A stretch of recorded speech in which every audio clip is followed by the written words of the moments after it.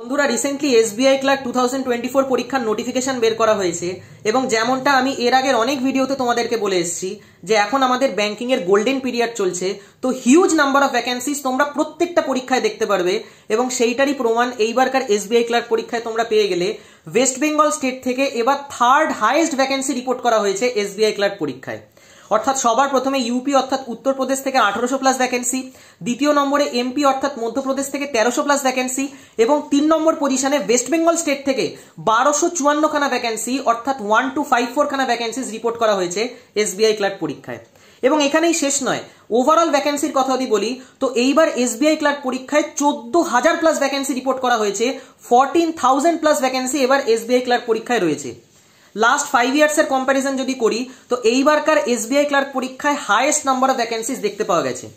তো যা যা এসবিআই ক্লার্ক পরীক্ষার নোটিফিকেশনের মধ্যে আছে সেই সম্বন্ধে আজকের এই একটা সিঙ্গেল ভিডিওতে একদম ডিটেল ওয়েতে আলোচনা করে দেবো, যাতে যখন তোমরা এসবিআই ক্লার্ক পরীক্ষার জন্য অ্যাপ্লাই করবে অথবা পড়বে কোনো ভুল ভ্রান্তি যাতে না হয়।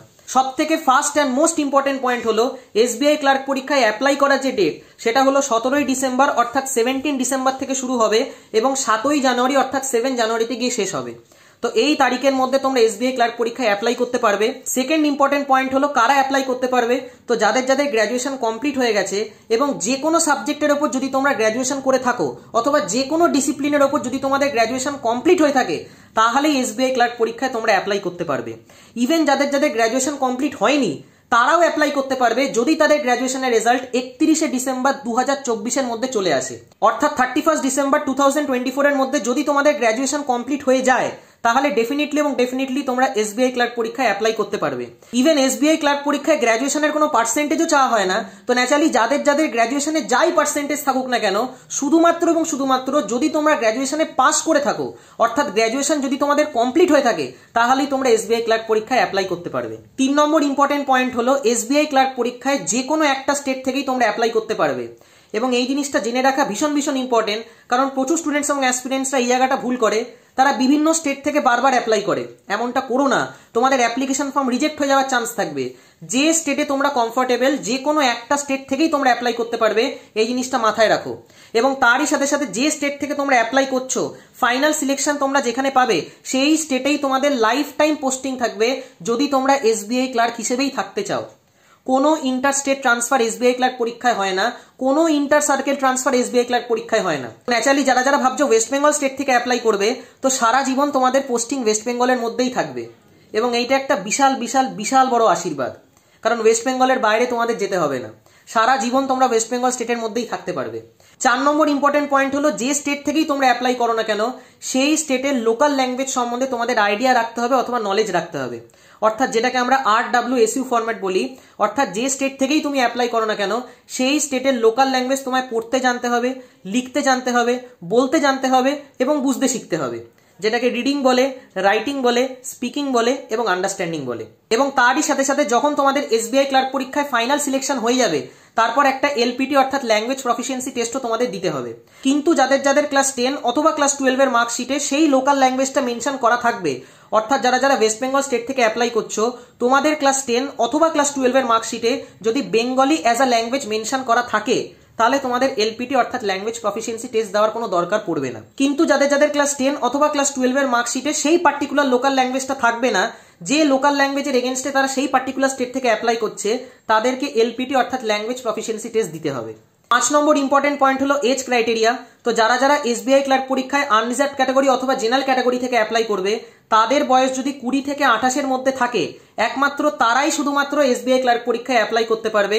যাদের বয়স 28 বছর পেরিয়ে যাচ্ছে, অর্থাৎ যেমনটা এসবিআই ক্লার্ক পরীক্ষার নোটিফিকেশনে মেনশন করা আছে, যাদের যাদের ডেট অফ বার্থ 2 এপ্রিল 1996 এর পরে হয়েছে তারা এসবিআই ক্লার্ক পরীক্ষায় অ্যাপ্লাই করতে পারবে না যদি তোমরা আনরিজার্ভড অথবা জেনারেল ক্যাটাগরি থেকে অ্যাপ্লাই করতে চাও। তো যাদের যাদের রিজার্ভেশন আছে, যেমন যারা যারা এসসি অথবা এসটি ক্যাটাগরি থেকে বিলং করে তারা এখানে 5 বছরের এজ রিল্যাক্সেশন পাবে এবং যারা যারা ওবিসি ক্যাটাগরি থেকে বিলং করে তারা এখানে 3 বছরের এজ রিল্যাক্সেশন পাবে। কিন্তু যারা যারা আনরিজার্ভড অথবা ইডব্লিউএস ক্যাটাগরি থেকে বিলং করছে তারা 20 থেকে 28 বছর বয়সের মধ্যেই অ্যাপ্লাই করতে পারবে, তার বাইরে অ্যাপ্লাই করতে পারবে না।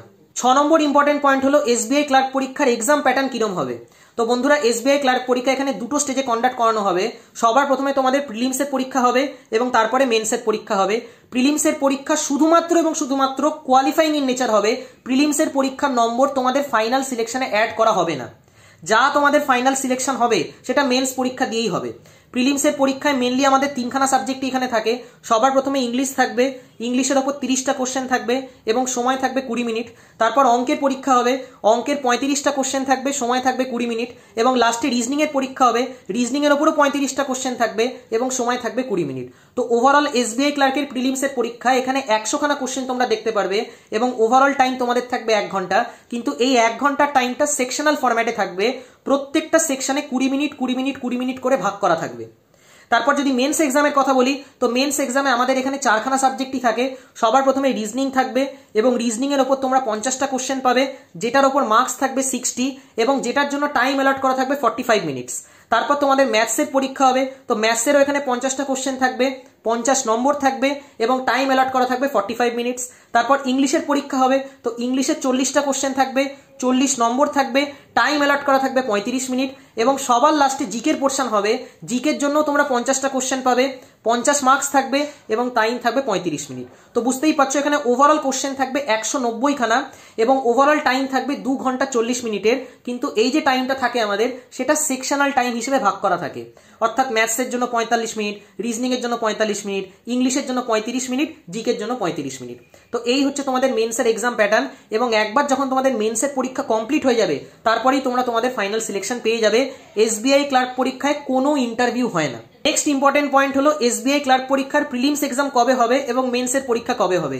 তো বন্ধুরা, এখন অবধি প্রপার ওয়েতে প্রিলিমস পরীক্ষার এক্সাক্ট ডেট এবং মেন্স পরীক্ষার এক্সাক্ট ডেট মেনশন করা নেই। কিন্তু যেমনটা এসবিআই ক্লার্কের নোটিফিকেশনে জানানো হয়েছে যে প্রিলিমস পরীক্ষা তোমরা 2025 সালের ফেব্রুয়ারি মাসে দেখতে পারবে এবং ফেব্রুয়ারি মাসেরও সেকেন্ড উইকে ম্যাক্সিমাম চান্সেস তোমাদের পরীক্ষা হওয়ার। অন্যদিকে যদি মেন্স পরীক্ষার কথা বলি, তো মেন্স পরীক্ষা তোমাদের মার্চ মাসে হবে এবং এমনটাই নোটিফিকেশনে মেনশন করা আছে, কিন্তু এক্সাক্ট ডেট এখন অবধি মেনশন করা নেই। তবুও আমি যদি আমার এক্সপিরিয়েন্স তোমাদের সাথে শেয়ার করি, তো এসবিআই ক্লার্কের মেন্স পরীক্ষা মার্চের সেকেন্ড উইকে হওয়ার চান্সেস সব থেকে বেশি, অর্থাৎ মার্চের মিডিলে হওয়ার চান্সেস সব থেকে বেশি। নেক্সট ইম্পর্টেন্ট পয়েন্ট হলো এসবিআই ক্লার্ক পরীক্ষায় কি ওয়েটিং লিস্ট থাকে। তো ডেফিনেটলি এবং ডেফিনেটলি বন্ধুরা, এসবিআই ক্লার্ক পরীক্ষায় ওয়েটিং লিস্ট বার করা হয় এবং একটা দুটো ওয়েটিং লিস্ট না, 4খানা ওয়েটিং লিস্ট বার করা হয় এবং সেটা কোয়ার্টারলি বেসিসে বার করা হয়। অর্থাৎ 3 মাস অন্তর অন্তর ওয়েটিং লিস্ট বেরোবে এবং যে স্টেট থেকে তোমরা অ্যাপ্লাই করবে সেই স্টেটের 50% of the vacancies waiting list হিসেবে অ্যাড করা হয়। অর্থাৎ যারা যারা একবার এসবিআই ক্লার্কে ফাইনাল সিলেকশন পেয়ে গেল, যারা যারা জয়েন করলো না, তাদের ভ্যাকেন্সিগুলো ওয়েটিং লিস্ট দিয়ে ফিল আপ করা হবে। যারা যারা ওয়েস্ট বেঙ্গল স্টেট থেকে অ্যাপ্লাই করছো, সেইখানে যেহেতু 1254খানা ভ্যাকেন্সি আছে, তো তার 50% 627খানা ভ্যাকেন্সি ওয়েটিং লিস্ট দিয়ে ফিল আপ হওয়ার চান্স থাকে এসবিআই ক্লার্ক পরীক্ষায়। ন্যাচারালি বুঝতেই পারছো, যে স্টেটে যত বেশি ভ্যাকেন্সি, ওয়েটিং লিস্টেও তার করেসপন্ডিং তত বেশি ভ্যাকেন্সি অ্যাড করা হবে এবং তত বেশি চান্সেস থাকবে তোমার ফাইনাল সিলেকশন পাওয়ার। এবং last and most important point হলো, যবে তোমাদের প্রিলিমসের পরীক্ষা হবে, তো যখন তোমরা এক্সাম সেন্টারে যাবে, এক্সাম সেন্টারে দেখবে তারা স্ট্যাম্প মেরে দেবে, তারা সিল মেরে দেবে, তারা সিগনেচার করে দেবে। ওই অ্যাডমিট কার্ডটা অবশ্যই এবং অবশ্যই তোমরা নিজেদের কাছে রেখে দেবে। ওই অ্যাডমিট কার্ডটা একদম হারিও না, কারণ ওই অ্যাডমিট কার্ডটা তোমাদের মেন্স পরীক্ষায় লাগবে। এবং এই জিনিসটাও এসবিআই ক্লার্ক পরীক্ষার নোটিফিকেশনে প্রপার ওয়েতে মেনশন করা আছে। যদি ওই অ্যাডমিট কার্ডটা তুমি শো না করতে পারো, তাহলে মেন্সের পরীক্ষায় তোমায় অ্যালাউ করা হবে না। এবং এই জিনিসটা ভীষণ ভীষণ একটা ইম্পর্টেন্ট পয়েন্ট। প্রচুর স্টুডেন্টস এবং অ্যাসপিরেন্টসরা এই জিনিসটা ভুলে যায়, তারা কেয়ারলেস হয়ে যায়। তো এরকম কেয়ারলেস হলে চলবে না। প্রপার ওয়েতে প্রিলিমসের অ্যাডমিট কার্ডটা নিজের কাছে রেখে দেবে এবং সেই অ্যাডমিট কার্ডটা মেন্স পরীক্ষায় নিয়ে যাবে। তো এই ছিল এসবিআই ক্লার্ক পরীক্ষার ওভারঅল নোটিফিকেশন। আশা করি তোমাদের প্রিপারেশন খুব ভালো লেভেলের চলছে।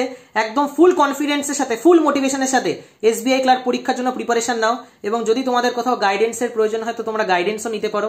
আমি নিজেও পার্সোনালি সমস্ত ব্যাংকিং এক্সামসের জন্য অনলাইনে ম্যাথস এবং রিজনিং পড়াই। তো তোমরা যদি চাও তো আমার সাথেও কন্ট্যাক্ট করতে পারো।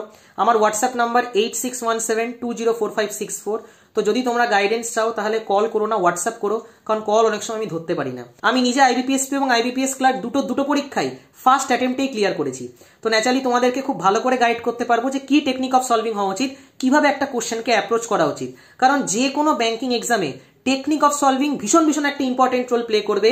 কি অ্যাপ্রোচে তুমি কোশ্চেনটাকে সলভ করছো এবং কত তাড়াতাড়ি সলভ করতে পারছো, তার উপরেই তোমার ফাইনাল সিলেকশন ডিপেন্ড করবে। যে স্টুডেন্ট টেকনিক অফ সলভিং এর উপর ভালো করে ফোকাস করবে না, যে স্টুডেন্ট তাড়াতাড়ি একটা কোশ্চেনকে বানাতে পারে না, যে স্টুডেন্ট তার প্রপার অ্যাপ্রোচ জানে না, সে যতবারই চেষ্টা করুক না কেন, সে ফাইনাল সিলেকশন জীবনেও পাবে না। এবং এটাই ফ্যাক্ট, সে তোমরা মানো চাই না মানো।